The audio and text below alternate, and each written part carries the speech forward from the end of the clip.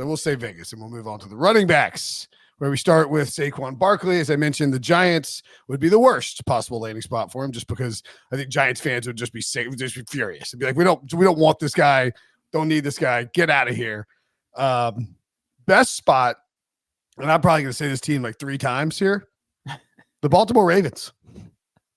Like, they need to go get a running back. And there's some, like, it is, I mean, this is like if you like told somebody that you had this group of running backs who are free agents on your fantasy team, they'd be like, you're lying. Or what are you in a 5-team league? Like, it's like 6 guys who went in the first 3 rounds, like within the last couple of years. I mean, and now they're all free agents.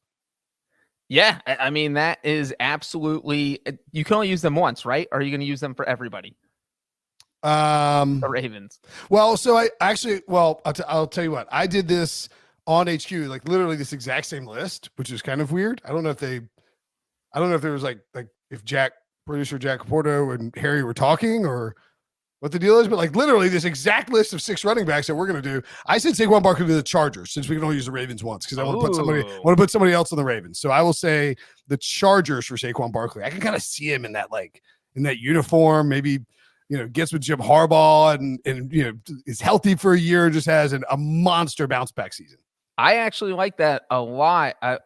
As you said, we have a list of 6 running backs. I have one of my running backs on this list going to the Chargers. I won't spoil it, but yeah, I do think the Chargers could use a running back, and this is the year to need a running back because there's so many good ones out there. I'll have Saquon Barkley going to the Houston Texans. I feel like they've been making a lot of smart moves. We saw them do it last year in free agency, and if you add that kind of workhorse bell cow running back to that offense, like that's the one thing that really could put them over the top. They had a decent running game last year, but I think Saquon would be an upgrade. So just a couple of things from this hit that I did with Chris Hassel and Amanda Guerra on CBS Sports HQ, and you can watch it. You can go CBS Sports HQ 24/7 streaming free. You can go check out the hit if you want, but I didn't have a player going to the Texans, which was actually really stupid. And Hassel was like, what about the Texans? And I was like, oh crap. I forgot the Texans need a running back because Devin Singletary's a free agent, right? I believe so. Yeah. And, so, I mean, like, I think I forgot that he and Tony Pollard were free agents. I don't know why. It's just my stupid brain. Yeah. Devin Singletary and, Dare Ogunbowale are both free agents. I can't believe I got that one out. So you have Damian Pierce, JJ Taylor, and Jared Dokes as your running backs. They make a ton of sense to go get a running back. So I think the Texans are a really good choice. But anyway, in that segment, I literally said the Texans for every player, just to like as a kind of like you were going to do now with the Ravens until I made a rule that you couldn't.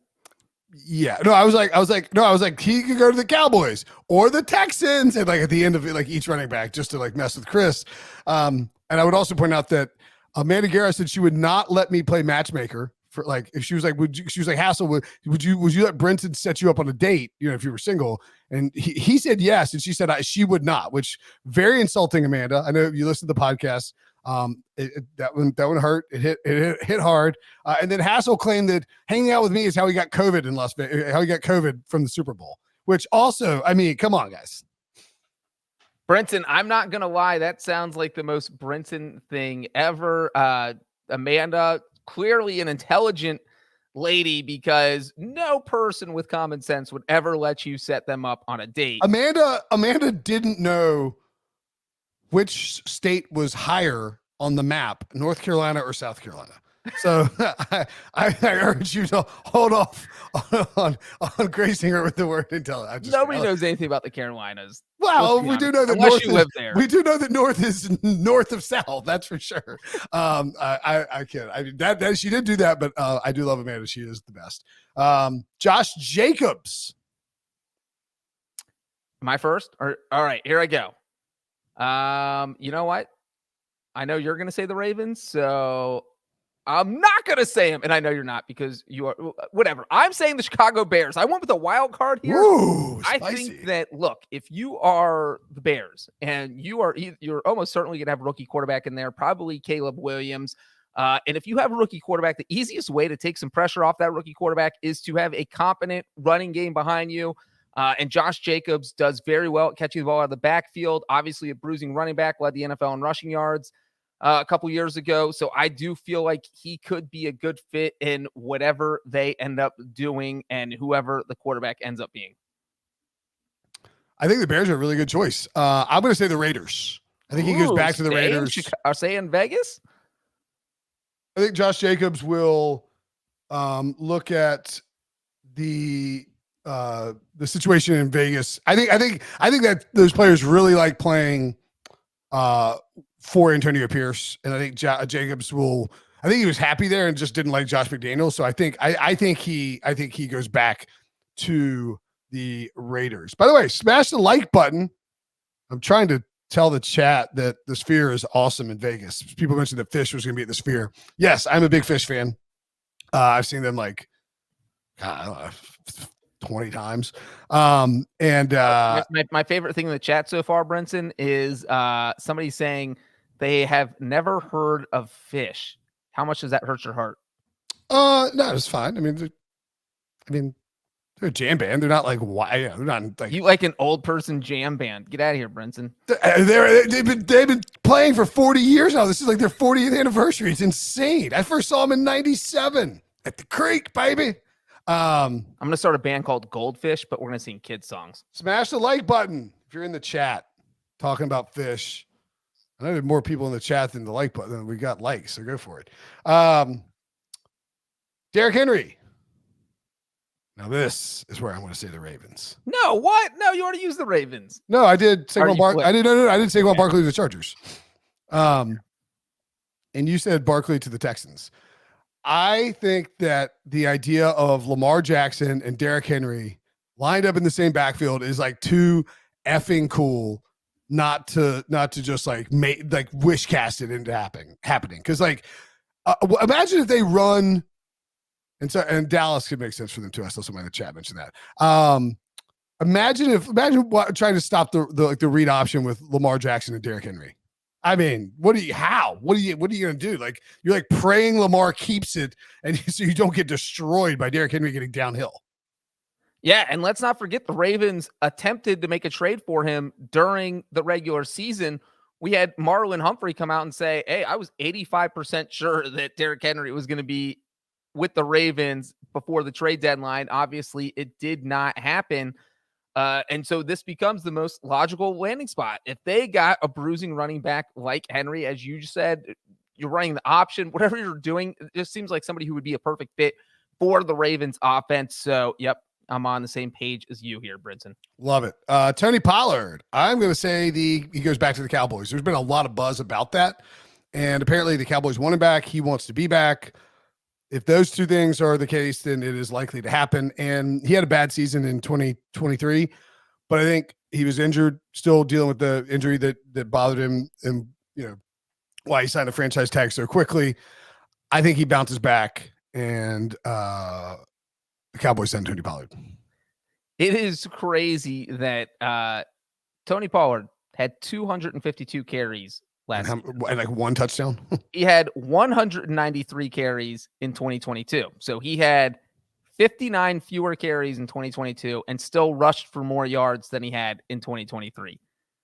Just think That's about that. Wild. It is wild. So, yeah, I do think that there is something to be said for him coming off his injury.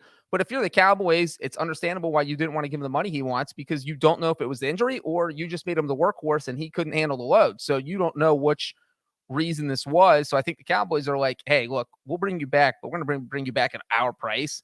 And I'm sure Pollard will be more than open to it. So, yeah, I think the Cowboys are the best fit for Pollard too. Tony Pollard, one of two running backs with 10 carries inside the 5-yard line or more who had less than 5 touchdowns. That's not good. No, it's not good at all. He had 13 carries inside the 5-yard line for 12 yards and 3 touchdowns. Woof. Yikes. Tony Pollard also, by the way, had 60 carries inside the red zone, inside the 20. Second most only to Christian McCaffrey. And he had 5 touchdowns. McCaffrey had 13 touchdowns. I mean, it's just he got really unlucky too. Like Dak scored some rushing touchdowns. They threw on the one. They tossed it to CeeDee Lamb. So I think he has a bounce back season for Dallas. Maybe the Cowboys need to bring in a bruiser though. Maybe they need someone like Derrick Henry. We already sent him to the Ravens, Brenton. We can't send him to Dallas. Yeah, you're right. You know who the other running back to have more than 10 carries and score less than 5 touchdowns was? No, who? DeAndre Swift, who happens to be next on our list. Oh no. Yeah. DeAndre Swift, I actually sort of like just completely dropped the ball on this. I think I'm going to send DeAndre Swift to the Texans. Ooh. I had him going to back to the Eagles on HQ, and I didn't really like it. And quite frankly, I just forgot that the Texans needed a running back. Like I've just been operating as if Devin Singletary is the Texans guy for like the whole entire offseason, which is pretty dumb. Well, you know what I did here? I looked at the Chargers coaching staff, which is, Jim Harbaugh getting the old band back together, bringing in Greg Roman. Well, when they were with the 49ers at getting to 3 straight NFC title games, who was their running back? It was Frank Gore. So I was like, who was someone who was similar in size to Frank Gore? And the answer to that question is DeAndre Swift. So Frank Gore was listed in 2012, 2013, 5'9", 215. DeAndre Swift was listed 5'9", 212. So kind of that same build. And I think that Greg Roman likes that build, that he likes that in a running back. So I have DeAndre Swift going to the Chargers. All right. I like that. Speaking of the Chargers, they are losing their starting running back in Austin Ekeler. Ooh. I think that if you're doing comps, physically, you wouldn't comp Austin Ekeler to Alvin Kamara. But in terms of skill sets, catching the ball in the backfield, running the ball between the tackles better than people think, and ability to find the end zone, you could say that Austin Ekeler and Alvin Kamara have similar skill sets. At the very least, you would think that Sean Payton could do a lot with Austin Ekeler, just like he did with Alvin Kamara. So I will have Austin Ekeler going to the Broncos, where I think they like Jaleel McLaughlin, and I'm not sure that Sean Payton really likes Javonte Williams. I don't hate that. I like it. I think that Sean Payton is probably looking for a guy who he can kind of have that Swiss Army knife coming out of the backfield and do multiple things. So Broncos could absolutely work. I have Austin Ekeler also going to the AFC West, but not to the Broncos. I have him going to the Chiefs. Oh, that is spicy. I just feel like the Chiefs are all in all the time, and they just do whatever it takes. And they're probably thinking, man, if we could get Ekeler for, I don't know, like $6 million, which is highly unlikely. But if Eckler's thinking, you know what, maybe I sign a 1-year deal and go try and win a Super Bowl, maybe I'll take a discount here. It was like when people would take the Patriots discount to play with Tom Brady and try and win a Super Bowl. The Chiefs are there now. They're winning 3 Super Bowls in 5 years. You can talk players into taking a little bit less in order to have a chance to win the Super Bowl.